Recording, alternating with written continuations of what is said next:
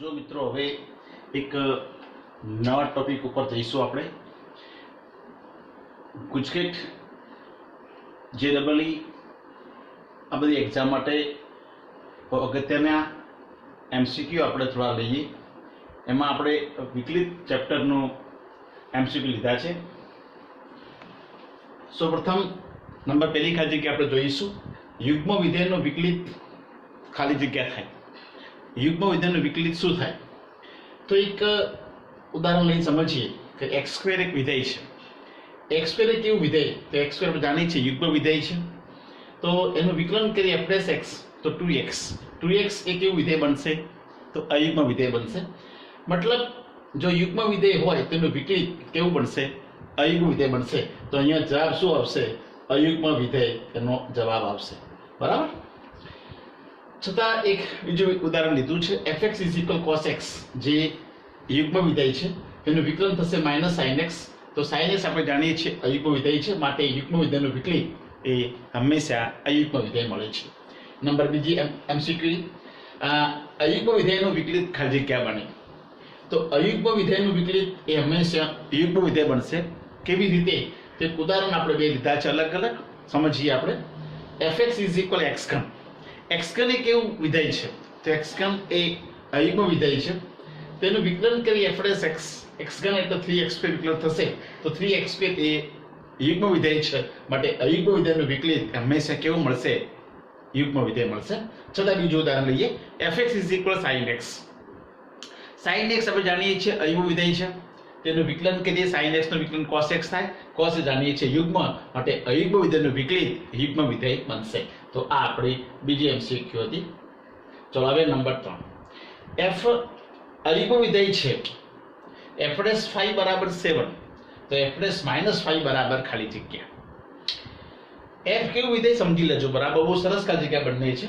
f ए अयुग्म विधेय छे f केवुं छे अयुग्म छे तो f'5 = 7 आपेला छे तो f' - 5 शुं थाय जो f अयुग्म विधेय होय तो f' हमेशा युग्म बने जे આપણે એમાં જોઈ લીધું અયુગ્મ હોય તો એનું વિધેયનું વિકલિત એ યુગ્મ બને તો જો f અયુગ્મ હોય તો f' કેવું થાય યુગ્મ થાય।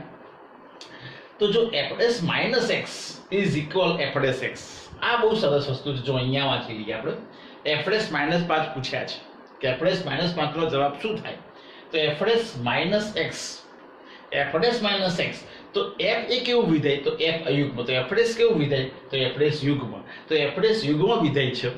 युग्म विधेय में माइनस एंगल होय तो આપણે જાણીએ છીએ cos માં cos -θ होय तो cos θ થાય કારણ કે cos કેવું વિધેય છે યુગ્મ તો f' કેવું વિધેય છે યુગ્મ યુગ્મની અંદર એંગલ માઈનસ હોય તો માઈનસ જતો રહે તો શું આવે તો f f કૌંસમાં -cos θ होय तो શું થાય डायरेक्ट तो सीधू cos -θ હોય તો cos θ બોલી આપણે એવી રીતે તો f એ ફંક્શન છે અહીંયા અને અહીંયા f' છે તો f' કેવું ફંક્શન છે તો f' એ યુગ્મ છે અને યુગ્મની અંદર એંગલ જો માઈનસ હોય તો શું બની જાય તો યુગ્મમાં જો એંગલ માઈનસ હોય તો માઈનસ જતો ગ્રુપ થઈ જાય તો f' x બની જાય તો f' - 5 તો જવાબ શું તો f' - 5 તો f' 5 તો f' 5 નો જવાબ કેટલો 7 તો એનો જવાબ છે 7। બરાબર समझन पड़ी फरी एक बार रिपीट करी लईए f केवुं विधेय छे अयुग्म f अयुग्म छे तो f' केवुं थाय युग्म जे आपणे ऊपर जोई लीधुं तो f अयुग्म तो f' युग्म थाय f' - x केम आपणे -x मूक्या आपणे f' - 5 शोधवाना छे એટલે -5 ની જગ્યાએ -x સમજી લઈએ f' - x બરાબર શું બનશે તો f રહ્યો એ કેવું વિધેય છે અયુગ્મ f' કેવું વિધેય યુગ્મ આ યુગ્મ છે f' યુગ્મ છે તો આ યુગ્મ હોય તો માઈનસ જતો રહે તો f' - x બરાબર f' x થાય તો f' - 5 બરાબર શું તો f' 5 અને f' 5 બરાબર કેટલા 7 તો એ જવાબ આવશે 7। ઓકે ચલો નંબર 4 f યુગ્મ છે આમાં f અયુગ્મ હતા f યુગ્મ લીધા f' 5 બરાબર 7 પેલામાં આપ્યું તો અહીંયા f' - 3 બરાબર 2 છે તો f' 3 બરાબર ખાલી જગ્યા तो सरस खाली जग्या मूकेली छे ध्यानथी समझी लेजो। f केवुं विधेय छे युग्म f युग्म छे तो f' केवुं थाय f युग्म होय तो f' केवुं थाय f युग्म होय તો f' કેવું થાય અયુગ્મ, તો f યુગ્મ તો f' કેવું થશે અયુગ્મ, તો f યુગ્મ વિધેય તો f' કેવું થાય અયુગ્મ થઈ જાય.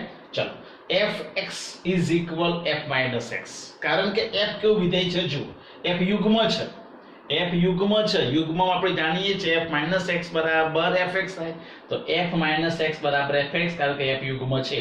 ચલો f' x બરાબર શું થાય તો માઇનસ f' માઇનસ x. કેમ આ માઇનસ કરવા પડે કારણ કે f' કેવું છે અયુગ્મ, અયુગ્મ વિધેય હોય તો માઇનસ આગળ જતો રહે, તો f' x બરાબર minus f' minus x. f' વિકલન કર્યું છે f' કેવું વિધેય તો જો f' કેવું છે અયુગ્મ, અયુગ્મ હોય અંદર એંગલ માઇનસ હોય તો માઇનસ પર જતો રહે બહાર જતો રહે, તો કારણ કે f' કેવું વિધેય છે અયુગ્મ. ચલો therefore f' 3 આ 3 બરાબર અહીંયા f' 3 સમજીએ f' 3 બરાબર minus f' minus 3 minus f' minus 3 minus ના માઇનસ f' માઇનસ 3 તો f માઇનસ 3 બરાબર કેટલા આપેલા છે 2, તો અહીં લખી દીધા 2, તો જવાબ માઇનસ 2 બરાબર. ફરીથી એકવાર રિવિઝન કરીએ ખાલી જગ્યા સમજી ના સમજણ પડી હોય તો f કેવું વિધેય છે યુગ્મ, જો f યુગ્મ હોય તો f' કેવું થશે તો f' અયુગ્મ. ચલો f માઇનસ x હોય તો શું બોલાય fx, મતલબ fx બરાબર f માઇનસ x, એકનું એક જ છે. f' x કેમ આપણે f' x કરાયો જુઓ f' 3 પૂછ્યા હતા આપણે, તો f' x બરાબર શું થશે તો f' એ કેવું વિધેય f' એ અયુગ્મ વિધેય, f' અયુગ્મ, અયુગ્મ વિધેય હોય તો આગળ શું જતું રહે માઇનસ, અંદર માઇનસ હોય તો એ માઇનસ f' માઇનસ x. ચલો હવે f' અયુગ્મ છે, હવે f' આપણે 3 મૂકીએ તો f' 3 બરાબર માઇનસ f' માઇનસ 3, f' 3 બરાબર માઇનસ f' માઇનસ 3, માઇનસ ના માઇનસ f' માઇનસ 3 બરાબર કેટલા તો પક્ષમાં આપેલા હતા 2, મતલબ એનો જવાબ આવશે માઇનસ 2. બરાબર સમજણ પડી ગઈ તો બરાબર ધ્યાનથી MCQ 4 ખાલી જગ્યાઓ જોઈ લેજો. જો હવે MCQ નંબર 5 में લઈએ, x is equal to square, y is equal to 2 તો dy by dx ખાલી જગ્યા, અહીંયા t ચલ છે એટલે આપણે પહેલા x બરાબર t સ્ક્વેર નું વિકલન કરીશું t પ્રત્યે, તો dx by dt બરાબર t સ્ક્વેર નું વિકલન થશે 2t અને t નું t પ્રત્યે 1, એટલે dx by dt બરાબર 2t. y is equal to 2 તો 2 y નું વિકલન t પ્રત્યે dy by dt 2 તો 2 log 2, a x નું વિકલન a x log a, એના જેવું જ a x તો a x log a 2 તો 2 log 2. ચલો હવે dy by dx is equal dy by dt upon dx by dt, dy by dt કેટલા 2 into log 2 upon dx by dt કેટલા 2t. ચલો અહીંયા 2 ની પર ઘાત કેટલી છે t, 2 ની પર ઘાત કેટલી છે 1, તો આધાર બંનેનો કેવો સરખો, ઘાતાંકોની બાદબાકી, તો 2 ની ઉપર t માઈનસ 1 ઘાત ઇન્ટુ આ log 2 અને છેદમાં t. છઠ્ઠા નંબરની ખાલી જગ્યા t4 નો t સ્ક્વેર સાપેક્ષ વિકલિત કેટલો.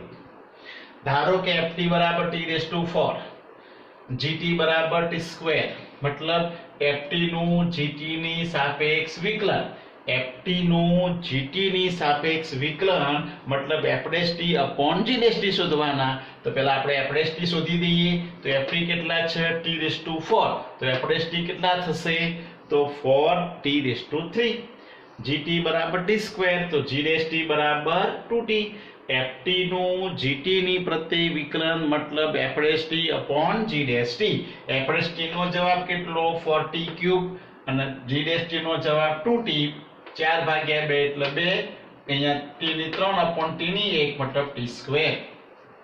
નંબર 7મી d by dx sin x degree, હવે ડિગ્રી છે અને રેડિયનમાં ફેરવી આપણે જાણીએ છીએ x ડિગ્રી મતલબ પાઈ x upon 180 રેડિયન, તો sin x ડિગ્રી ની જગ્યાએ પાઈ x upon 180 રેડિયન થઈ ગયા રહે.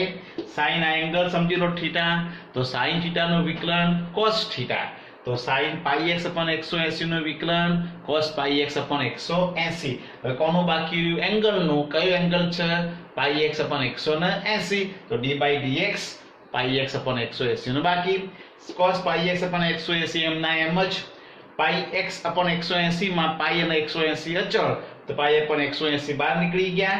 x નું વિકલન x પ્રતિ કેટલું થશે 1, મતલબ પાઈ અપોન 180. આ પાઈ અપોન 180 આગળ લખ્યા. પાઈ x અપોન 180 રેડિયન છે, ડિગ્રીમાં લખવા હોય તો x ડિગ્રી બોલાય, તો cos x ડિગ્રી. આ ન લખો તો આમ નામ પણ તમે લખી શકો છો. ધારો કે ના લખવો હોય તો પાઈ અપોન 180 અને cos પાઈ x અપોન 180, મતલબ આ રેડિયનમાં લખ્યા આપણે, પણ આ ડિગ્રી હતા, આ રેડિયન. બરાબર. 8મા નંબરમાં log x raised to x નું વિકલિત શોધવાનું છે, x પ્રત્યે વિકલિત. તો સૌપ્રથમ આ પ્રશ્ન એવો પૂછ્યો છે બરાબર log ex સાબિત કરવાનું છે, એનો જવાબ આટલો સાબિત કરો. તો આપણે આનો જવાબ શોધીએ, આટલો લાવી દઈએ. d by dx log x raised to x is equal d by dx log, આ જે x raised to x માં છે ઘાત આગળ જશે તો x log x, ગુણાકારનો નિયમ વાપરી દઈએ. અહીંયા x એમના એમ જ, log x નું વિકલન 1/x વત્તા log x એમના એમ જ, x નું વિકલન કેટલું થશે 1. ચલો x ઉડી જશે 1 વત્તા log x, 1 એટલે log e બેઝ e વત્તા log x બેઝ e. આધાર સરખા છે, log છે, log બહાર કાઢી દઈએ, પ્લસ હોય તો શું થશે એંગલનો ગુણાકાર, તો log ex જે આપણો માંગેલો આન્સર હતો. બરાબર. આમ 8 MCQ આપણે પૂરી કરી. બરાબર. ધ્યાનથી 8 MCQ ફરીથી જોઈ લેજો.